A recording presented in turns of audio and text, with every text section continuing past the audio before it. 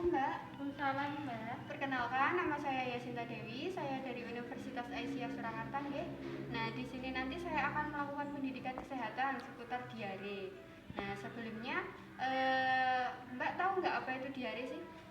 Diare itu biasanya kalau kupnya encer, Mbak. Oh, kupnya encer. Berarti baru sekedar itu ya taunya. Iya. Baik, di sini nanti saya akan mencoba menjelaskan nggih seputar diare. Iya. Nanti saya memerlukan waktu sekitar 15 sampai 20 menit. Apakah Mbak bersedia? Iya, Mbak.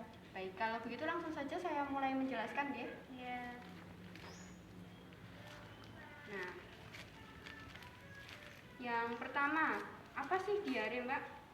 Jadi diare itu di sini adalah BAB encer, di mana frekuensinya bisa 3 sampai lebih dari 3 kali dalam sehari, di mana bisa disertai dengan lendir bahkan darah. Nah, di sini penyebab diare itu bisa disebabkan karena infeksi, terus makanan, sama ada gangguan di pencernaan. Bisa juga karena psikologis atau stres. Gejalanya apa aja sih? Nah, gejalanya yang pertama itu kayak gelisah, demam, BAB-nya bisa 3 sampai lebih dari 3 kali sehari dengan frekuensi encer, nggih. Nah, itu nanti kadang fesesnya sampai berwarna kehijauan. Bahkan kadang disertai darah dan lendir juga. Nah, nanti biasanya kadang disertai dengan mual dan muntah setelah BAB, dan itu juga bisa menyebabkan dehidrasi jika tidak segera ditangani. Nah, selanjutnya penanganan pertama saat terjadi diare. Yang pertama bisa memberikan cairan oralit. Sebelumnya Mbak tahu nggak caranya bikin oralit kayak gimana? Belum. Baik, saya jelaskan nggih. Nah, caranya membuat cairan oralit itu dengan cara mencampurkan 3 sendok teh gula dengan sejumput garam. Kira-kira menggunakan air hangat bening itu sekitar 250 ml. Itu takarannya nanti diaduk, setelah itu diberikan setelah diare. Misal setelah BAB langsung diberikan cairan oralit agar tidak terjadi dehidrasi. Nah, yang selanjutnya, jika diare terjadi pada anak atau bayi yang masih menyusui, itu bisa diberikan ASI untuk mencegah dehidrasi agar tidak terjadi. Kemudian, jika diare masih belum teratasi dengan pemberian oralit ataupun sudah usaha di rumah, segera bawa ke dokter. Selanjutnya, dalam kondisi seperti apa sih yang harus segera dibawa di rumah sakit? Yang pertama, sudah muncul tanda gejala nggih di hari pertama seperti yang tadi sudah saya jelaskan. Yang kedua, feses sudah berlendir, berdarah, bahkan berwarna hijau nggih. Nah, nanti kalau pada bayi biasanya itu BAB-nya cair dan menyembur. Jadi sudah sampai secair itu, seperti menyembur seperti selang kalau kita air itu ya, seperti itu. Nah, yang selanjutnya diare dengan muntah dan demam tinggi atau biasanya yang disebut kayak muntaber itu.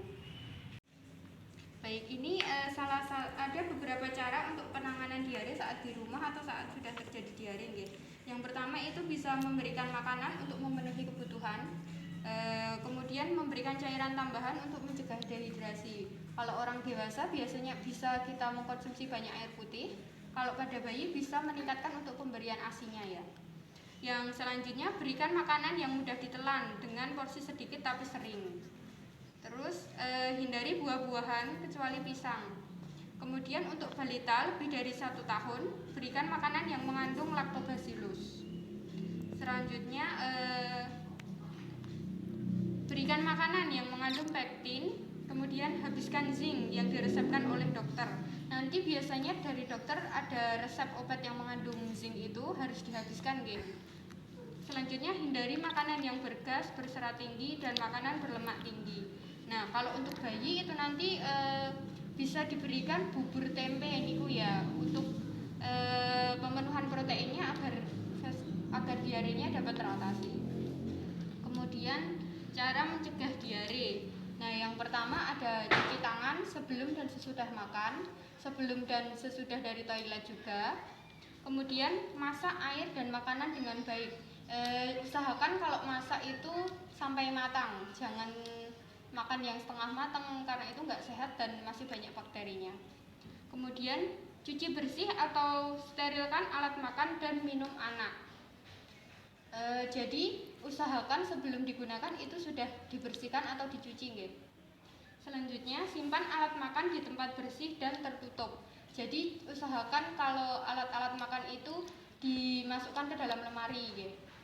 Selanjutnya cuci dan simpan mainan anak di tempat yang kering dan bersih. Kemudian jaga kebersihan diri, lingkungan, dan keluarga. Nah, seperti itu yang sudah saya jelaskan ya Mbak. Apakah ada yang ingin Mbak tanyakan? Enggak. Oh enggak. Kalau begitu saya beri pertanyaan nggih. Dari yang sudah saya jelaskan tadi, kondisi seperti apa Mbak yang harus segera dibawa ke rumah sakit? Yang sudah muncul gejala, Ya. kemudian yang kasusnya udah berlendir sama berdarah. Oh iya, baik. Berarti Mbaknya sudah paham ya dengan yang saya jelaskan. Nah, baik. Mbak, saya kan sudah selesai menjelaskan ya. Ini saya beri leaflet sebagai tambahan. Nanti semisal Mbak lupa dengan penjelasan saya, bisa dibaca-baca lagi ya Mbak, untuk materi yang sudah saya jelaskan. Kalau begitu, terima kasih atas waktu yang sudah diluangkan. Assalamualaikum. Salam.